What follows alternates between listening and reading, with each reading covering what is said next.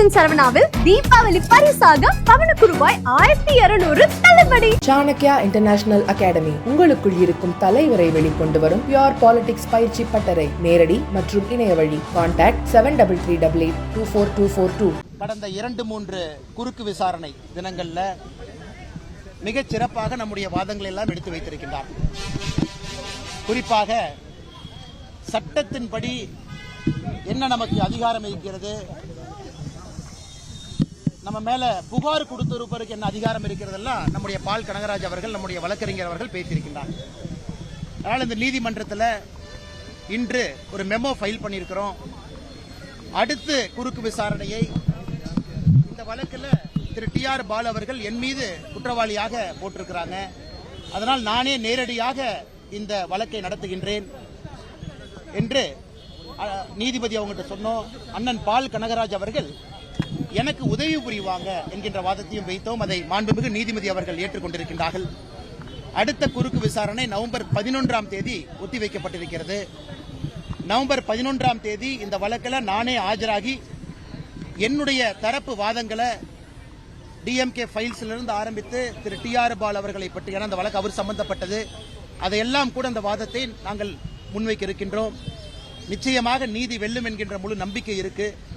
இத்தனை காலமாக ஒத்துழைத்த நம்முடைய வழக்கறிஞர் நண்பர்களுக்கு மறுபடியும் கூட ஒத்துழைப்பார்கள் என்கின்ற முழு நம்பிக்கையோடு பத்திரிகை நண்பர்களுக்கு எங்களுடைய வணக்கம் கலந்த நன்றியும் தெரிவித்துக் கொள்கின்றோம். ஏன்னா எல்லா நாளும் கோர்ட்டுக்கு வர்றீங்க, பேசுறீங்க. நான் தொடர்ந்து அதை சொல்லிக் கொண்டிருக்கின்றேன். அண்ணன் TR பாலு அவர்கள் சம்பந்தப்பட்ட அவர் அரசியல் வந்த காலத்திலிருந்து எல்லா விஷயத்தையும் கூட மாண்புமிகு நீதிபதி முன்பு, நீதிமன்றத்தின் முன்பு நவம்பர் 11ஆம் தேதி வைக்க இருக்கின்றோம். அது எத்தனை ஹியரிங் போனாலும் அது போகட்டும். அரசியல் வந்ததிலிருந்து, சம்பாதித்ததிலிருந்து, குழந்தைகளை படிக்க வைத்ததிலிருந்து, குழந்தைகள் ஒரு நிறுவனம் ஆரம்பிச்சிருக்காங்கன்னா பணம் எங்க வந்துச்சு, இதெல்லாம் கூட அவருடைய கடந்த 40 ஆண்டு காலம் அரசியல் வரலாறு 1982 முழுமையாக கோர்ட் மூலமாக தமிழக மக்கள் முன்பு வைக்க இருக்கின்றோம். ஏன்னா நம்முடைய நோக்கமே 2023 ஏப்ரல் 14ஆம் தேதி இந்த DMK ஃபைல்ஸ் வெளியிட்டதன் நோக்கமே எப்படி தமிழகத்தில் ஊழல் பெருச்சாளிகள் தொடர்ந்து நம்மை உறிஞ்சி பிழைத்து அண்டிக் கொண்டிருக்கின்றார்கள் என்பதை மக்கள் மன்றத்தில் வைக்கணும். அதனால்தான் நான் இதுவரை யார் மீதும் கூட மான நஷ்ட வழக்கு தொடுக்கல. ஆனா இந்த வழக்கு யாராவது திமுகவிலிருந்து தொடுக்க வேண்டும் என்று காத்திருந்தேன். அதன் மூலமாக பல விஷயங்களை நீதிமன்றம் மூலமாக மக்கள் மன்றத்தில் வைக்க வேண்டும் என்று காத்துக் கொண்டிருந்தோம்.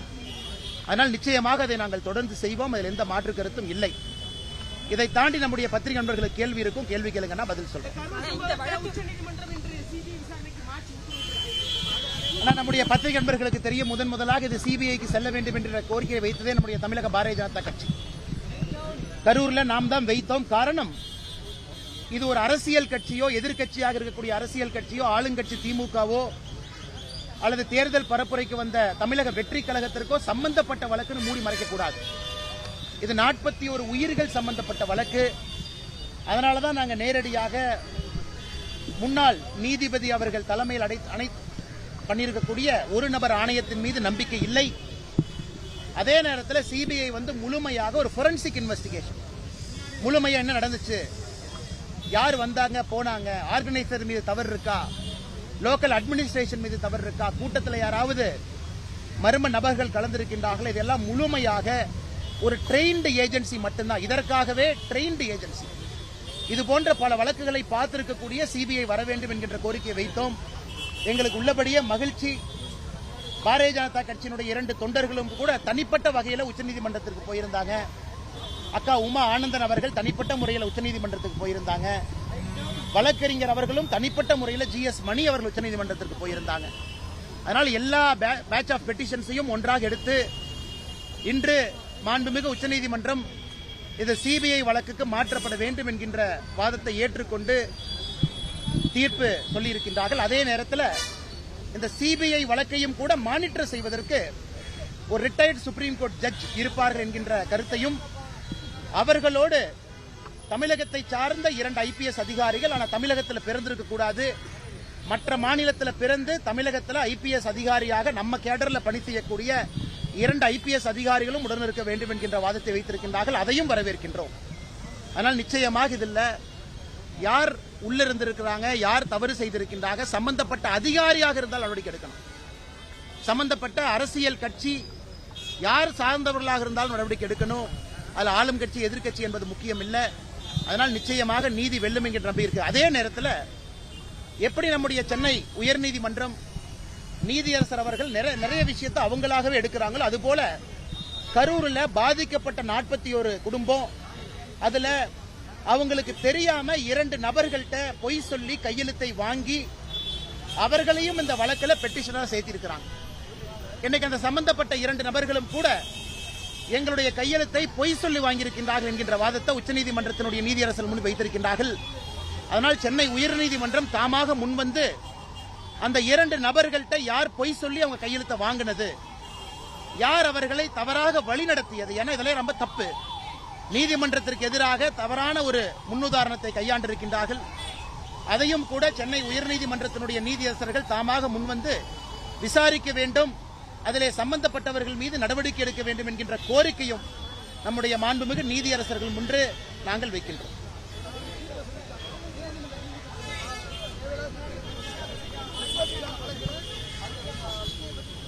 ஆனா இதுல நம்முடைய நீதியரசர்களை பற்றி சாமானிய மனிதர்களாக எப்பொழுதும் நாங்கள் குறை சொல்ல போவதில்லை, நிறைகளும் சொல்ல போவதில்லை. அவர்களுடைய கடமையை செய்யறாங்க. ஏற்கனவே சொன்னது போல பயன்படுத்தியிருக்கக்கூடிய வார்த்தைகள் பற்றி நாங்கள் ஏற்கனவே சொல்லியிருந்தோம். அதனால் இன்னைக்கு உச்சநீதிமன்றம் சொல்லியிருக்கிறாங்க, ஹைகோர்ட் ரெஜிஸ்டர்ட்ட கேட்டிருக்கிறாங்க கேள்வி. ஆனால் ஹைகோர்ட்டினுடைய ரெஜிஸ்டார் பதில் சொல்லுவாங்க, இது எங்களுக்கு சம்பந்தம் இல்லை, நாம் சாமானிய மனிதர்கள். இது உச்சநீதிமன்றம் உயர்நீதிமன்றத்தினுடைய ரெஜிஸ்டார்ட்ட கேள்வி கேட்கிறாங்க, எப்படி எடுத்தீங்க, அது சம்பந்தப்பட்ட பதில ரெஜிஸ்டார் கொடுக்கணும், அதன் பின்பு உச்சநீதிமன்றம் பதில் சொல்லணும், தீர்ப்பு சொல்லணும். அதனால் நாங்கள் இதை பற்றி பேசுவது சரியாக இருக்காது.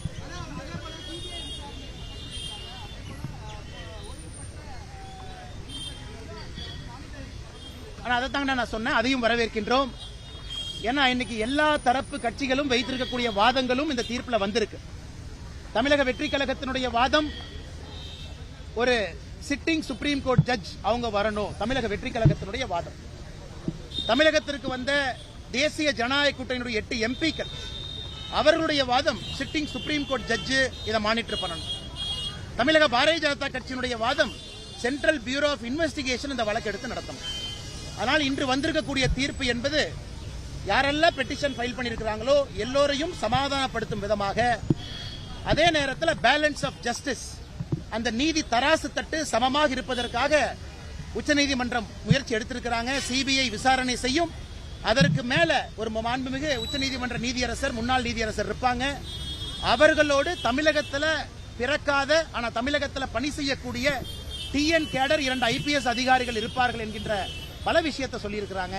இது அனைத்தும் கூட பாராட்டுக்குரியது, வரவேற்புக்குரியது. அதனால் நிச்சயமாக சம்பந்தப்பட்ட நபர்கள் தண்டிக்கப்பட வேண்டும், நீதி வெல்ல வேண்டும். அண்ணா, இப்ப சீமானன் அவர்கள் சிபிஐ விசாரிப்பது மாநில தன்னாட்சிக்கு எதிராக இருக்குண்ணா. இப்ப சீமானன் ஏன் பதட்டப்படுறாருன்னு தெரியல. நம்முடைய மாண்புமிகு தமிழகத்தினுடைய முதலமைச்சர் ஐயா ஸ்டாலின் அவர்கள் எத்தனை முறை சிபிஐ வழக்கு கேட்டிருக்காரு, நான் பட்டியல் போடுற கேளுங்கண்ணா. குட்கா வழக்கு சிபிஐ கேட்டார், அப்ப எதிர்க்கட்சி தலைவராக இருந்த ஐயா ஸ்டாலின் அவர்கள். தூத்துக்குடி துப்பாக்கிச் சூட் சிபிஐ வழக்கு கேட்டாங்க, அன்னைக்கு எதிர்க்கட்சி தலைவராக இருந்த ஸ்டாலின் ஐயா. மௌலிவாக்கத்தில் ஒரு பில்டிங் இடிஞ்சு கீழே விழுந்த பொழுது அப்போதும் சிபிஐ விசாரணை வேண்டும் என்று எதிர்க்கட்சி தலைவராக இருந்த ஐயா ஸ்டாலின் அவங்க கேட்டாங்க. ஹைவே டெண்டர்ல ஒரு ஊழல் நடந்திருப்பதாக எதிர்க்கட்சி தலைவராக இருந்த ஐயா ஸ்டாலின் அவர்கள் சிபிஐ விசாரணை கேட்டாங்க. இதெல்லாம் எதிர்க்கட்சி தலைவராக இருந்த பொழுது சிபிஐ விசாரணை வேண்டும் வேண்டும் வேண்டும் என்று தமிழகத்தில் ஐயா ஸ்டாலின் அவர்கள் கூறியது.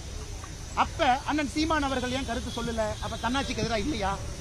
அதனால் நான் சீமான் அவர்களை எப்பொழுதுமே நான் சொல்லியிருக்கின்றேன், அரசியல் தலைவராக மதிக்கின்றேன். இந்த விஷயத்தை பொறுத்தவரை தமிழகத்தில் எஸ்ஐடி ஒரு பக்கம், முன்னாள் நீதியரசர் தலைமையில் ஒரு நபர் ஆணையம் ஒரு பக்கம் இருக்கும் பொழுது மக்கள் நிறைய கேள்விகள் கேட்கிறாங்க.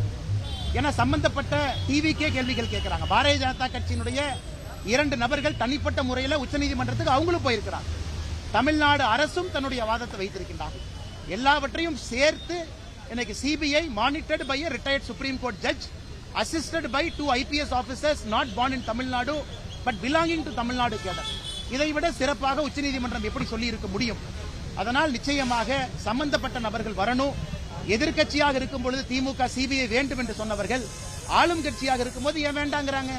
இதே 2023 ஆகஸ்ட் மாசத்துல தான், ஜூலை ஆகஸ்ட்ல தான் சிபிஐக்கு கொடுத்திருக்கக்கூடிய அதிகாரத்தை வித்ட்ரா பண்ணாங்க. ஏன் வித்ட்ரா பண்ணாங்க? இதற்கு முன்பு கலைஞர் கருணாநிதி அவர்கள் இருக்கும்போது அதிகாரத்தை வித்ட்ரா பண்ணலையே. அப்பெல்லாம் ஜெனரல் கன்சென்ட் இருந்துச்சுல்ல. இவங்க 2023 தானே ஜெனரல் கன்சென்ட் வித்ட்ரா பண்ணாங்க. அதன் பிறகு இதே முதலமைச்சர் அவர்கள் Ajith Kumar murder case CBI கொடுக்கலையா? கொடுத்தாரு. ஏன்? யாரோ 2 போலீஸ்காரங்க தானே மாற்றாங்க, நமக்கு என்னன்னு கொடுத்தாரு. இதே முதலமைச்சர் அவர்கள் சிபிஐக்கு ஜெனரல் கன்சென்ட் வித்ட்ரா பண்ண பிறகு அஜித் குமாருடைய வழக்க சிபிஐ கொடுத்தாங்க. இப்ப இதுக்கு மாத்தி பேசுறாங்க. அப்ப அஜித் குமாருக்கு ஒரு நியாயம், கரூர்ல இருக்கக்கூடிய 41 குடும்பத்திற்கு ஒரு நியாயமா? எங்களை பொறுத்தவரை அஜித் குமார் சகோதரருக்கும் நியாயம் கிடைக்கணும், கரூர்ல பாதிக்கப்பட்ட 41 குடும்பத்துக்கும் நியாயம் கிடைக்கணும். அப்ப ஒருவருக்கு சிபிஐ, மற்றொருக்கு சிபிஐ இல்லைன்னா என்னங்க நியாயம்? அதனால் இதை அரசியல் செய்வது நாங்களா, தமிழகத்தினுடைய முதலமைச்சர் ஐயா ஸ்டாலின் அவர்களா? இதை பத்திரிகை மன்றம் மூலமாக மக்கள்கிட்ட வைக்கிறோம். மக்களுக்கு தெரியும் சிபிஐ வைத்து அரசியல் செய்வது திராவிட முன்னேற்ற கழகம், தமிழகத்தினுடைய முதலமைச்சர் ஐயா ஸ்டாலின் அவர்கள்.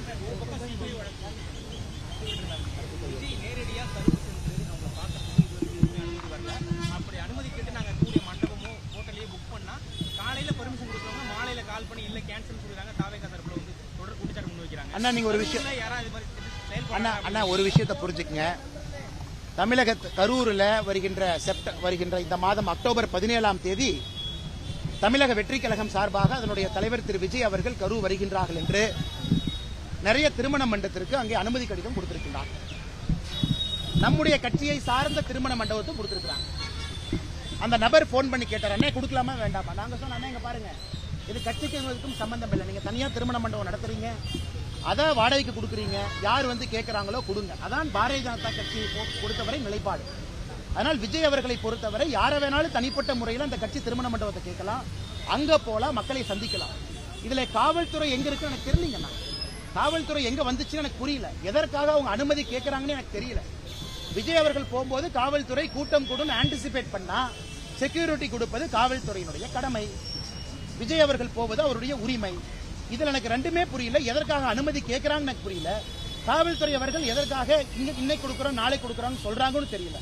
அதனால் நேரடியாக கரூர் சென்று பார்க்க வேண்டும் என்று நினைத்தால் பார்க்கட்டும். இதுல நாங்க எப்படி கருத்து சொல்றதுங்கண்ணா? நான் ஆங்கிலத்துக்கு பேசலாமா ஐயா? நான் எதுக்கு நான் சொல்லிட்டு இருந்தேன்னா, கூட்டத்தில் வந்து அன்னைக்கு ஒருத்தருக்கு மைக் உடஞ்சு போச்சா, நீங்க வராதீங்க, நாங்க வந்து பிரஸ் மீட் கொடுக்குறோம்ல, நீங்க எதுக்கு வர்றீங்க?